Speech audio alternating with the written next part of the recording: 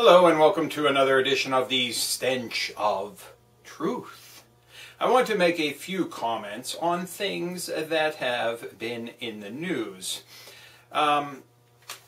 First of all, the multi-state coordinated effort to crush the Occupy Wall Street movement shows that the federal government and the powers that be, which control the federal government and the states themselves, have been given marching orders to destroy this movement.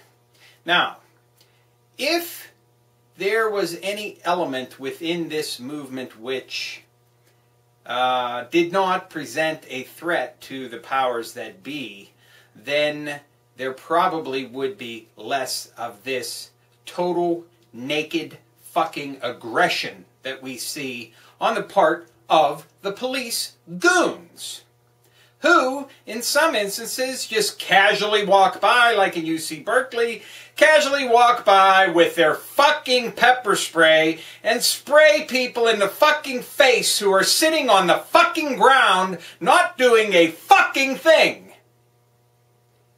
Then in other instances, spraying old people who can barely walk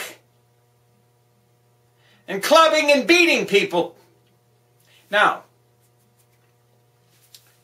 I ask you, what is to be gained by an overwhelming reaction in this fashion and such flagrant disregard for any kind of rules or procedures, except to set a fucking example? And that is, if you come out here, we are going to slap you the fuck down.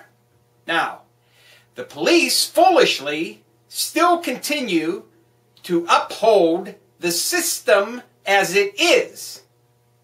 They work for the slave masters.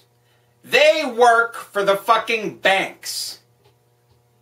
And they will continue to act in this manner because they are trying to set a fucking example. And that's why I support the continued action of Wall Street occupiers and occupiers everywhere. I also want to note that the supposed Arab Spring seems to be already turning into fucking winter in Egypt. And one can only wonder how long it will be until the same thing is true for Libya, where you will have some sort of government run by the military or some other dictatorial regime that takes the place of whatever it is that you threw the fuck out by invading another country for no fucking reason. Well, Egypt didn't do that, but Libya did.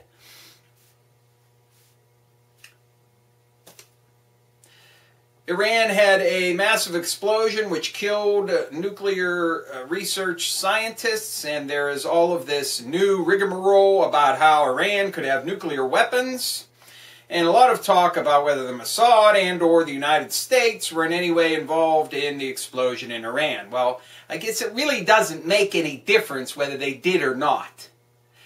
If they were able to go in there and do it without Iran catching them in some fashion so that they could prove that it was Israel and not just something else happening, then it doesn't really make any difference whether Israel went in there or we went in there or whoever did the fucking thing.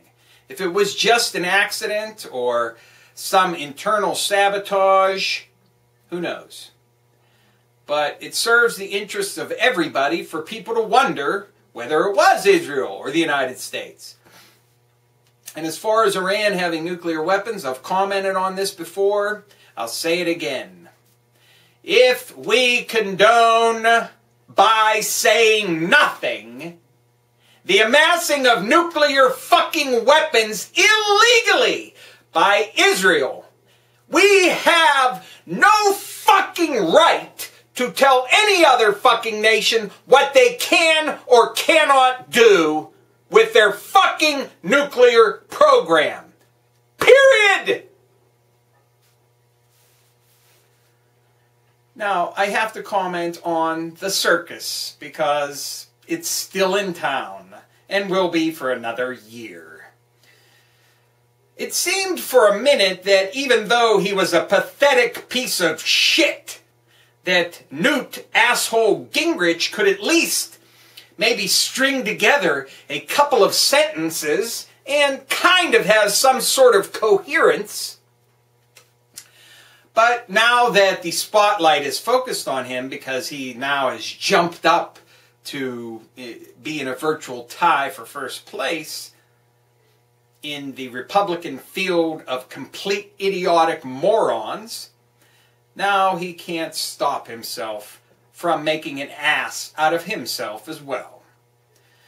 Now, in comments about Occupy Wall Street, Newt Gingrich gave the completely ignorant response of a total ignoramus, asshole, jackass piece of shit. Take a bath and get a job, to paraphrase. That's the best you can do? That's the best you can do. Take a bath and get a job. You know, if that's really the best you can come up with when commenting on such a mass movement as this, then the only thing I can say to you is shut your fucking mouth! In other comments, there is no such thing as a 99%. Well, they'd like to say we're all Americans. Well, I guess that is a matter of debate. Because some people in this country have access to all of the quote-unquote benefits of being a quote-unquote American, while there are others who are sorely lacking. So Gingrich hopefully will continue to expound such ridiculous fucking bullshit and ignorant fucking statements to show what a fucking right-wing ideologue piece of shit asshole he is. Just like all the other candidates seem to do whenever it's their turn in the fucking spotlight. Except for Rick Santorum, who is completely single-minded and determined to be the biggest ass fuck of all. So, the situation in Syria as well, which I commented on before, don't see anything happening anytime soon. And I don't see anything happening with Iran anytime soon. Surely it is on the horizon within the next year or two, but I imagine that any kind of military activity is going to wait until after the elections, just for form's sake. They don't care about elections. Whoever's going to be president in 2012 has already been determined, tabulated. The votes have been counted and added up even before they've been cast, just like every other fucking election.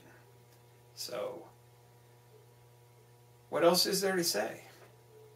Do you ever just get sick of this shit? Get sick of it continuously, day after fucking day, of the same fucking bullshit. I have the same message that I had to the police before. Wake up and smell the fucking coffee! Because you think you're in a position of authority right now because you're supposedly necessary. Your necessity is only by virtue of circumstance. And when they're through with you, they will throw you on the ash heap of fucking history and hire mercenaries for minimum wage to do your fucking job after they have raped your fucking pension plan and thrown you out of work and out of your homes. So I would admonish the police to once again think twice before engaging in the activities that your supposed superiors are commanding you to do. Because you will be subjected to those same things. Need I remind you of the example of the veterans, who now supposedly will be coming home en masse and having their veterans' benefits cut, their pensions cut, their medical benefits cut, and every other fucking thing that they supposedly have a right to have for supposedly serving their supposed fucking government, all taken away from them. And you think somehow you, Mr. fucking policeman, are not going to be subjected to the same fucking thing? Get a goddamn clue.